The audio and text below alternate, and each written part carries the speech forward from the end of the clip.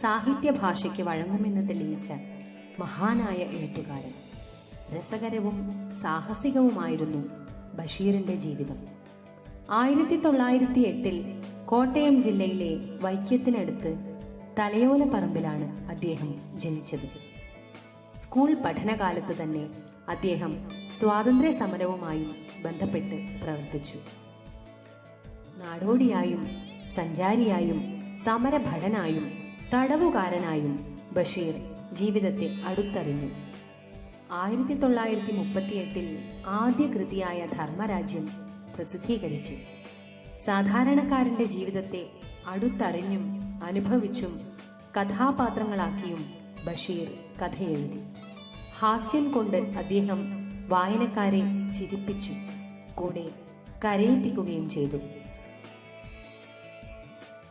ശബ്ദങ്ങൾ, പ്രേമലേഖനം, മതിലുകൾ, മുച്ചീട്ടുകളിക്കാരന്റെ മകൾ, വിശ്വവിഖ്യാതമായ മൂക്ക്, ബാല്യകാല സഖി, പാത്തുമ്മയുടെ ആട്, പൂവൻ പഴം, എന്റെ ഉപ്പാപ്പാക്കൊരാനയുണ്ടാർന്നു, ആനവാരിയും പൊൻകുരിശും എന്നിങ്ങനെ രസകരമായ പേരുകളായിരുന്നു ഓരോ കൃതിക്കും.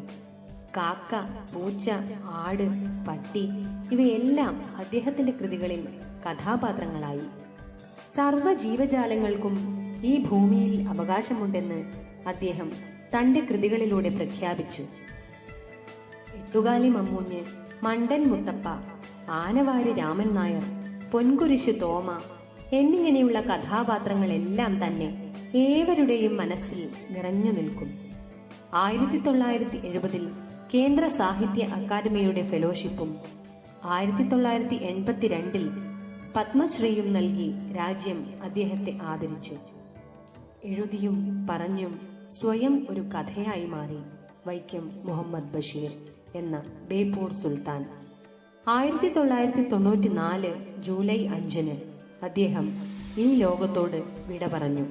കഥകളുടെ, ലാളിത്യത്തിന്റെ, സ്നേഹത്തിന്റെ, തമാശകളുടെ, അങ്ങനെ മറ്റെന്തിന്റെയൊക്കെയോ സുൽത്താനായി മാറി വൈക്കം മുഹമ്മദ് ബഷീർ.